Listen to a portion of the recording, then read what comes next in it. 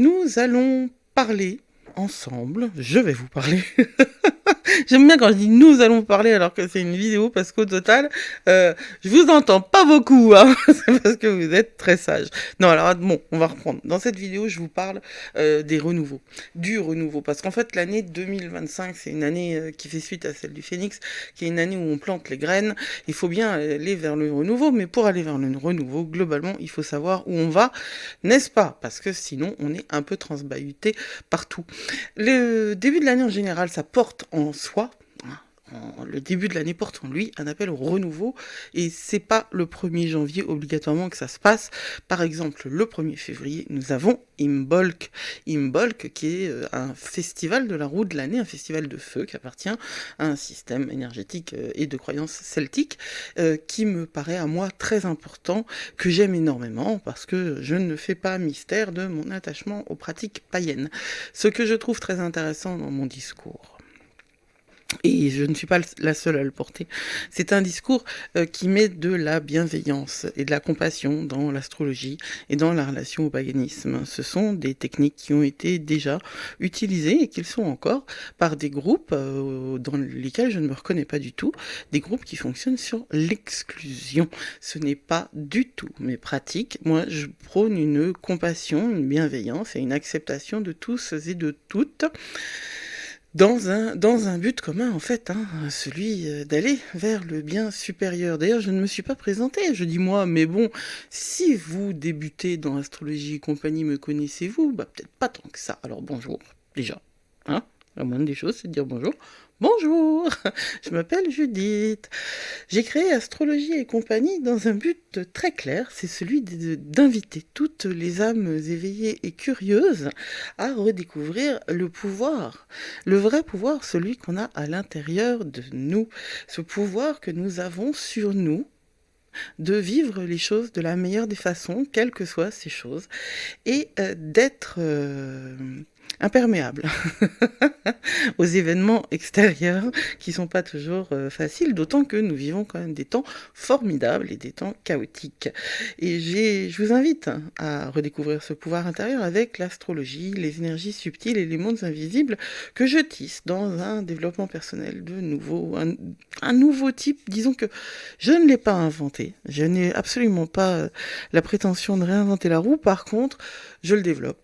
Ce développement, on développe un développement, ouais, personnel, parce que mon objectif est d'offrir à tous ceux qui sont attirés, appelés à faire quelque chose de leur vie, ici et maintenant, une approche authentique, loin des clichés et des tendances superficielles, une approche qui est en lien avec ce que vous êtes vraiment, et ce que vous êtes, ce que nous sommes vraiment. Ce sont des âmes qui ont une expérience, qui avons une expérience d'incarnation, et tout ça dans une conception donc de l'astrologie, des mondes invisibles, des énergies subtiles, de la magie, voire des pratiques sorcières, mais du bon côté des choses. Avoir du pouvoir sur les autres n'a pas grand intérêt si on n'en a pas sur soi. Donc, on va parler de tout ça et des renouveaux. Parce que c'est super important de refaire, reprendre, revoir. C'est toujours très important. Là, on est dans une période où astrologiquement, il y a quand même Uranus déjà qui a cessé de rétrograder et Jupiter qui va cesser de rétrograder bientôt, début février. Donc, on est dans un moment qui est plutôt positif. Le mois de février, il est court, il est intense. J'en parle beaucoup dans l'atelier des murmures du ciel parce que il est fait pour ça. L'atelier des murmures du ciel, il est fait pour vous aider à avoir réuni au même endroit toutes les informations pratiques utiles sur chaque mois, et puis tous les outils pour voir ce que ça vous fait à vous en vrai et sur votre thème de naissance aussi d'une manière simple et claire. Je n'aime pas le jargon, même si moi-même j'emploie parfois des mots compliqués, je n'aime pas la complexité pour la complexité. Ah, faut reprendre ta respiration de temps en temps. T'es un peu speed, Judith, là. Ouais, alors ça, c'est clair que je suis un peu speed, mais c'est normal. Je vais vous parler 2 secondes de moi. La nouvelle lune en Verseau, elle a eu lieu pile poil sur mon nœud nord. Donc, il y a déjà cette activation-là, et puis il y a d'autres aspects qui sont éminemment karmiques. Donc, il y a beaucoup de choses qui se passent énergétiquement pour moi en ce moment.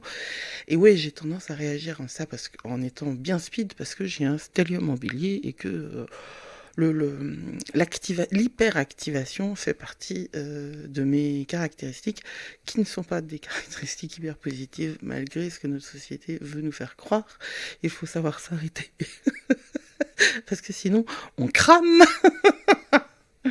Allez, on se reprend et on parle d'Imbolc, on parle de ce moment-là de début février qui est à la croisée des énergies d'Imbolc, de la nouvelle lune en Verseau le 29 janvier, du nouvel an lunaire qui était le 29 janvier aussi, qui est célébré dans toute l'Asie. On est dans une période extrêmement puissante, propice à la transformation, l'alignement intérieur. Et moi, j'ai envie aussi de vous parler d'émerveillement au quotidien. Imbolc est fêté le 1er février, elle ouvre, c'est une célébration païenne, un festival de la roue de l'année, un sabbat païen, qui marque la transition entre l'hiver et le printemps. C'est un jour qui est situé à mi-chemin entre le solstice d'hiver et l'équinoxe de printemps, qui célèbre le retour progressif de la lumière et le réveil de la nature qui est pourtant encore en gestation. Et nous, ici, en Bretagne, c'est un temps où il fait froid, il pleut, il y a énormément de vent, énormément de pluie. C'est un hiver très très agité, comme si la nature était en colère, et en même temps, si j'étais elle, je le serais aussi. C'est un moment, Imbolc, où on honore le potentiel en devenir. Écoutez bien, toutes les graines qui sont sous terre et qui se préparent à éclore. Et en 2025, ça a une véritable importance parce que c'est l'année entière qui est dédiée à ces graines que nous allons faire éclore. Ensuite, préparons notre terrain, préparons nos graines, préparons notre vie, soyons responsables. Cette illustration-là, elle représente Brigid, la déesse celtique du feu, de la fertilité, de la guérison, de la poésie, entre autres. Et c'est une déesse très importante parce que comme toutes les divinités païennes, elles portent à la fois des énergies masculines et négatives, et elle a beaucoup de doigts. Dans cette illustration, j'avais pas fait gaffe, je la trouvais jolie, c'est une influence Art Nouveau, Munch, moi j'aime bien. Maintenant, elle a des octopus en bas des bras, ça fait tout bizarre quand même. Ceci dit, on va profiter du 1er février pour entendre le message de Birgit qui s'occupe du foyer, qui s'occupe de la fertilité, de la guérison, de la poésie. La poésie, dans la tradition celte, c'est hyper important, parce que c'est par ce biais-là que se transmet le message et l'énergie. Et Imbolc, c'est aussi un temps de nettoyage, de purification, de préparation et de mise en lumière des désirs futurs. Et cette année, Imbolc se passe le 1er février, donc un samedi, juste après la nouvelle lune en Verseau, c'est-à-dire que juste après le moment où la lune a été muette, elle recommence à éclairer le ciel. Le samedi, c'est un jour qui est dédié à Saturne.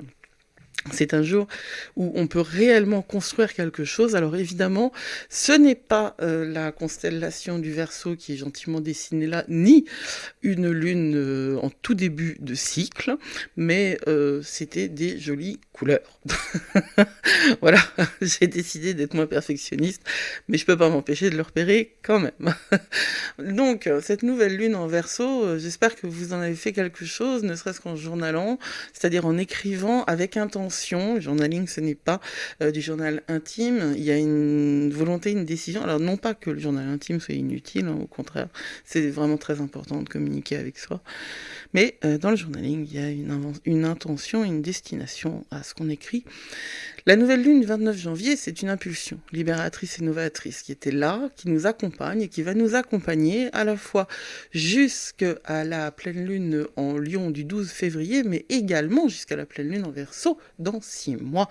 Et puis, en vrai, étant donné que Uranus a cessé sa rétrogradation au même moment, c'est même 20 ans. Qui s'ouvre devant nous. Alors, c'est une période réellement importante et idéale pour poser des intentions alignées avec nos aspirations profondes. J'espère que vous êtes un petit peu plus clair sur vos aspirations profondes. Sinon, c'est pas grave.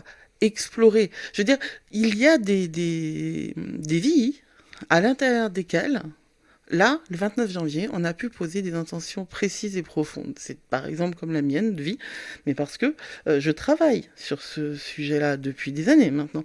Et puis il y a des vies dans lesquelles l'éveil, l'ouverture des yeux commence maintenant. Et c'est maintenant qu'on va commencer à concevoir même qu'on peut avoir des aspirations profondes et qu'on peut les avoir indépendamment et de nos programmations limitantes et des attentes de la société qui sont souvent toutes débiles. Et très loin de la vérité intérieure que vous avez en vous et qu'il faut honorer, aimer, respecter et apprécier. Nous sommes très très encouragés par le Verseau à sortir des schémas obsolètes, à explorer de nouvelles façons de penser, d'agir, d'interagir avec notre environnement. Il y a pas mal de planètes en Verseau en ce moment. Donc, couplé à l'énergie d'Imbolc, cette impulsion-là va réellement nous permettre d'embrasser le changement avec audace et clarté. Et le nouvel an lunaire, c'est quoi? Oh, la jolie image asiatisante. Eh bien, le nouvel an lunaire, c'est la deuxième nouvelle lune après le solstice. C'est un moment qui n'est pas chinois uniquement, hein, qui est asiatique, qui est fêté aussi au Vietnam et dans d'autres pays d'Asie que j'ai oublié là tout de suite. C'est un moment qui rejoint en fait Imbolc parce que ça rejoint cette idée de purification, de nettoyage de l'espace pour accueillir le nouveau cycle. Évidemment que vous ne cuisinez pas sur un plan de travail qui est dégueulasse, bien sûr que vous ne cuisinez pas, que vous ne... vous lavez pas dans une douche qui est crado, pareil, hein, c'est la même chose. Quand vous créez des intentions, vous le faites après avoir nettoyé, purifié et apporté à votre espace l'amour nécessaire pour que les choses grandissent ensuite. Ce qu'il y a de particulier avec le nouvel an lunaire asiatique, c'est la relation aux ancêtres. Et moi, j'ai tendance à penser que les connexions avec la sagesse du passé, les mondes invisibles, eh bien, ce sont des choses que nous avons laissées de côté dans notre société. Et pourtant, c'est très important. C'est ainsi que nous pourrons après accueillir les bénédictions pour l'année à venir. De quoi j'ai envie de vous parler maintenant, c'est d'allumer la lumière. Parce que, qu'est-ce qu'on fait à Imbolc? À Imbolc, eh ben, on fait ce qui a été transmis dans la tradition chrétienne, qui s'est collé sur la tradition païenne précédente. C'est la chandeleur. La chandeleur, ça vient de quoi? La chandelle. C'est la lumière, c'est le retour de la lumière. Alors, allumer des bougies. Allumer la lumière. Et des lumières qui sont des lumières naturelles, des lumières qui sont vivantes. Allumer des bougies blanches ou dorées. Visualisez vos intentions grandir comme une graine prête à germer. Nettoyez votre maison avec des herbes purificatrices. Prenez un bain rituel avec du sel ou des fleurs blanches. Ça, c'est des actes qui sont éminemment importants et c'est à l'intérieur des rituels que ce qui est une idée va devenir une réalité. C'est quand ça descend dans le corps que ça quitte le domaine de la théorie et que ça rentre dans la pratique. Toutes ces propositions-là, je vous les précise à l'intérieur de Voyage intérieur d'ailleurs, parce que j'y ai mis un dossier sur Imbolc. Donc on va travailler avec ces énergies-là et on va pouvoir faire des rituels d'intention et de manifestation en évidemment notant nos objectifs et nos souhaits sur un parchemin. Pourquoi un parchemin? Parce que c'est beau et que la beauté, c'est ce qui nous permet aussi de grandir et de nous connecter à plus fort et plus haut que nous. Nous pouvons aussi nous connecter à Brigitte, qui est donc cette déesse. Renseignez-vous sur elle, faites quelques recherches si ça vous parle. Méditez avec elle pour recevoir guidance et inspiration. Et si elle vous parle pas, eh bien, vous pouvez vous connecter avec vos guides parce qu'ils sont là, ils sont autour de vous et c'est pas un délire de New Age. C'est une réalité, cette présence. Moi, ça m'a fait... J'ai mis du temps à l'admettre, mais je peux vous assurer que vous connecter avec vos guides, c'est très important. Et vous connectez également avec les archanges. Les archanges sont des vibrations. En fait, ce sont des êtres vibrationnels qui sont sur des hauteurs, des fréquences bien supérieures aux nôtres et qui sont pourtant tout à fait là. Ils ne sont pas associés aux religions abrahamiques, c'est-à-dire aux religions monothéistes dites du livre. ce sont des vibrations bien plus anciennes. Nous pouvons aussi utiliser cette période pour faire un travail lunaire que nous ferons d'ailleurs à partir du 29 mars dans l'atelier des magies de la Lune et utiliser des cristaux comme l'améthyste, quoi. Parce que l'améthyste, c'est vraiment une pierre qui est tout à fait adaptée à cette période. Pour le nouvel an lunaire, si vous vous sentez une âme asiatique. Pourquoi j'en parle? Parce que c'est marrant, j'ai pas trouvé trop de références au Japon, mais moi je suis en train d'apprendre le japonais. Oui, parce que voilà, plutôt que de scroller, je me suis mise à Duolingo et à apprendre le japonais. Bon, le nouvel an lunaire, je me suis dit que je devais en parler. C'est une manière de conjuguer les énergies que je trouve très intéressante. Alors j'ai appris le feng shui il y a quelques années, mais je n'ai jamais pu l'adapter, l'adopter réellement parce que ça ne correspond pas à l'expérience que j'ai du territoire. C'est-à-dire que la Bretagne ne porte pas les mêmes énergies que l'Asie.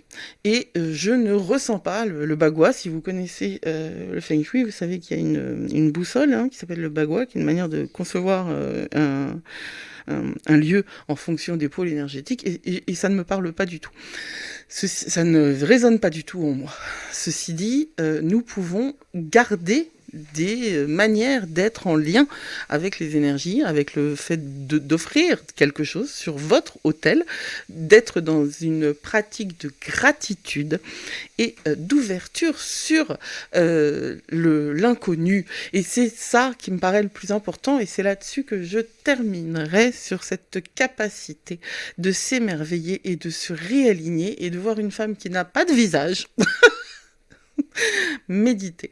Alors on va oublier qu'elle n'a pas de visage, comme tout à l'heure on a oublié qu'elle avait des pieuvres à la place des mains, mais on va profiter de la puissante énergie qu'il y a actuellement pour pouvoir ouvrir nos yeux, notre cœur, notre conscience, aller dans la compassion.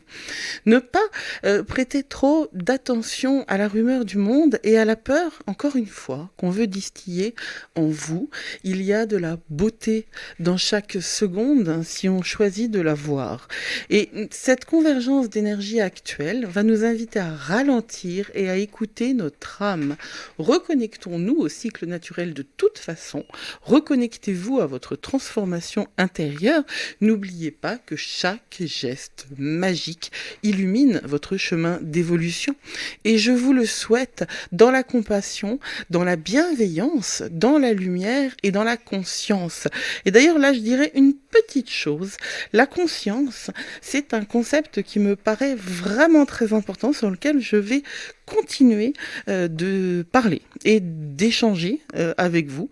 La conscience est à la fois donc ce qui nous fait reconnaître le bien du mal, c'est également la conscience, la manière dont nous sommes en dialogue avec nous-mêmes, à l'intérieur de nous, dans cet échange qui est trop souvent chanté. Au profit des réseaux sociaux et du bruit extérieur, la conscience, c'est le dialogue que vous pouvez avoir avec le ciel et avec votre âme, et c'est ce que je vous souhaite. Prenez soin de vous, vous êtes plus fort que vous croyez. Blessed be.